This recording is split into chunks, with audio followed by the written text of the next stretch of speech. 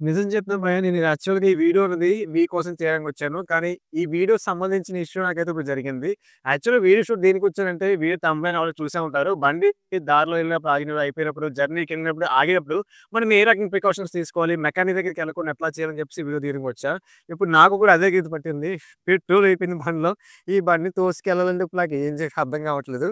So video అయితే అన్ని కూడా చూడడానికి ట్రై చేయండి.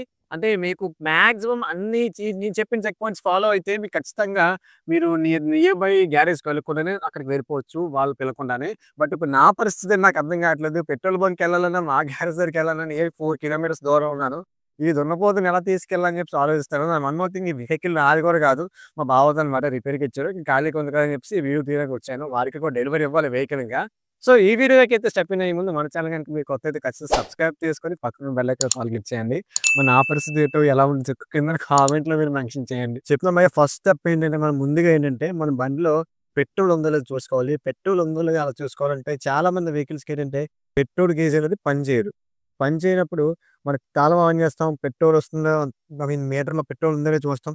అందులో కనిపించలేదనుకోండి ఇదిగోండి ఇలా పెట్రోల్ ట్యాప్ ఉన్నాయి కదా! ఇది ఆఫ్ అన్నమాట. ఇది బజాజ్ వెహికల్ కాబట్టి ఆఫ్‌లో ఉంది. అది మేలికి పెడితే రిజర్వ్ ఇలా పెట్టినప్పుడు పైప్ తీసి చూడండి ఇక్కడ పైప్‌లోంచి ఖచ్చితంగా పెట్రోల్ రావాలి. ఇన్‌కేస్ మెయిన్‌లో ఉందనుకుంటే మెయిన్‌లో పెట్టి చూడండి పెట్రోల్ రావాలి. వస్తే పెట్రోల్ అనేది పాస్ అవుతుంది కార్పొరేటర్‌కి. ఓకే. పెట్రోల్ బాగానే పాస్ అవుతుంది. మరి బండి ఎందుకు స్టార్ట్ అవ్వట్లేదు భయ్యా అంటే నెక్స్ట్ తాళం తిప్పాక మనం చూసారు కదా! న్యూట్రల్‌లో పని సైడ్స్ అండ్ ఇండికేషన్ చూపిస్తుంది. హార్న్ పనిచేస్తుంది. అన్నీ పనిచేస్తున్నాయి.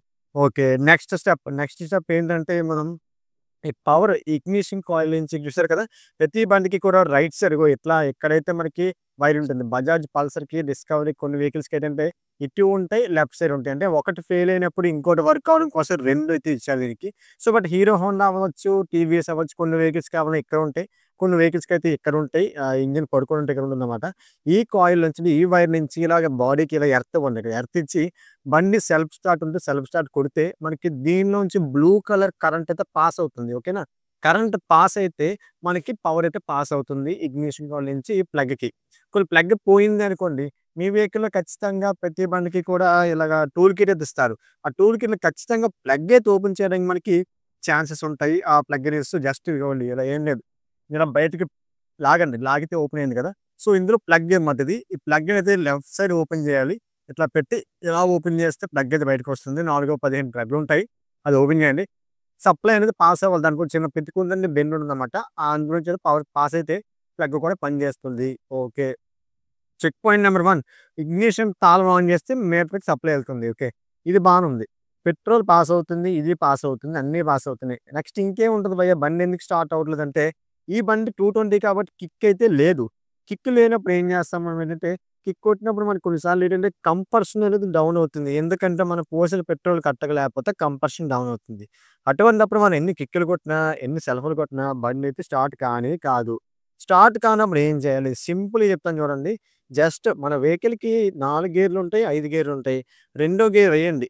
రెండో గేర్ ఎలా వేయాలన్నది ఆ బండిని బట్టి మాన్యువల్ ఉంటుంది. బజాజ్ వెహికల్ 220 పల్సర్‌లు ఆటిలకైతే ఫస్ట్ గేర్ కిందకేస్తాం. మిగతా మీదకేస్తాం. రెండో గేర్ వేసి, క్లచ్ మూసి జాగ్రత్తగా డౌన్ సెల్ఫ్ అంటే ఏం లేదండి. బండిని క్లచ్ మూసి స్పీడ్‌గా తోసి, క్లచ్ ఒకసారి వదిలి వెనక్కి పట్టుకోండి. పట్టుకుంటే ఆటోమేటిక్‌గా మనకు వెహికల్ అనేది స్టార్ట్ అయ్యే ఛాన్సెస్ 100% ఉంటాయి. అయినా సరే మీకు బండి గాని స్టార్ట్ అవ్వలేదనుకోండి, ఇంక ఫైనల్ ఆప్షన్ ఏం లేదండి.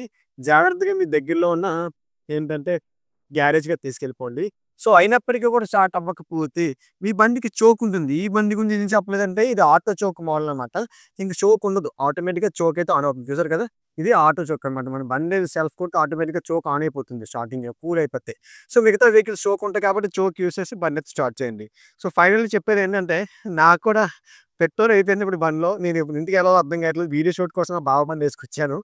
ఇప్పుడు దీని నుంచి ఎట్లా ఎందుకు పోవాలో నాకు అర్థం కావట్లేదు. నియర్‌లీ 3 కేఎం ఉంది. 3 కేఎం వెహికల్ తోసుకొని ఎళ్ళాలా? ఎవరికైనా ఫోన్ చేద్దామంటే ఆడి ఫోన్ కూడా స్విచ్ ఆఫ్ వస్తుంది ఇప్పుడు. నా పరిస్థితి నాకు అర్థం కావట్లేదు.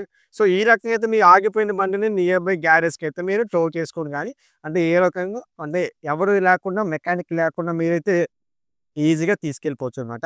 నేను చెప్పిన టిప్స్ ఫాలో అవుతే మాక్సిమం వర్క్ అయిపోతుంది.